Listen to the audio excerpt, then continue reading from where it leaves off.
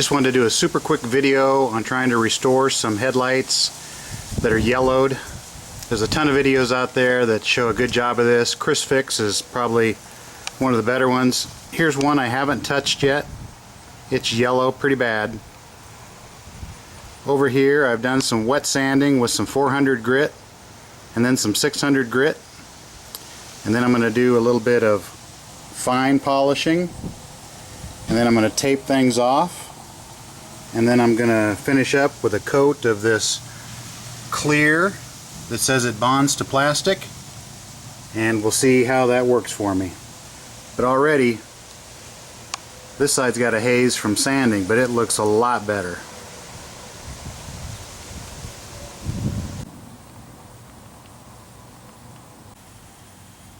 Okay, here's after a little bit of buffing compound. Got to be a little careful. Some guy decided to put some nipples here. I know it's part of the plastic mold, but they're a real bear. They rip up your buffing wheel, so you got to be a little careful there. Work your way around them.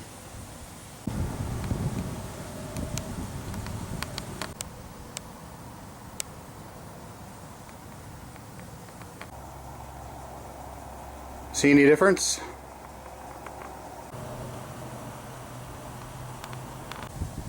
With this car, I'm not going for perfection. This is just a hack job. If I get a little overspray on my 2002 Grand Am that's missing all kinds of clear coat, it doesn't really matter. So I've taped it off a little bit. I'm going to clean the lens, maybe with some alcohol. Then I'm going to give it a couple coats of this clear coat.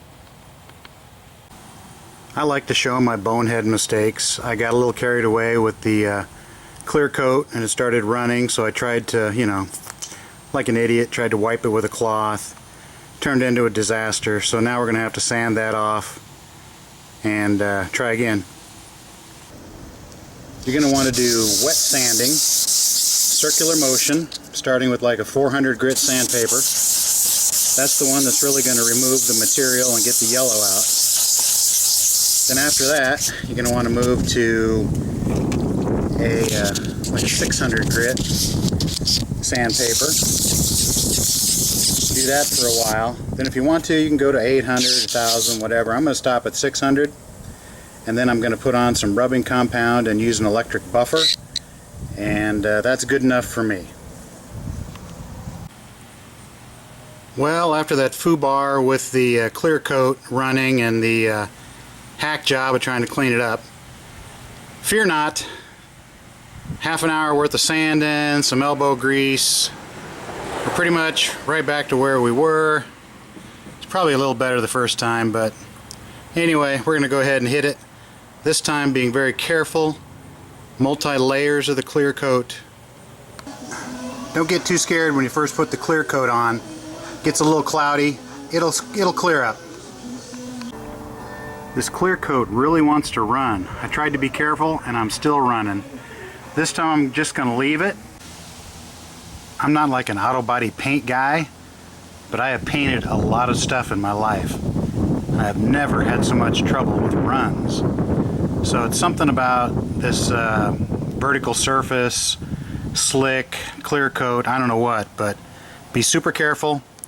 You might even want to consider just taking those dang headlights out to where you could turn them and paint them so that the surface was horizontal.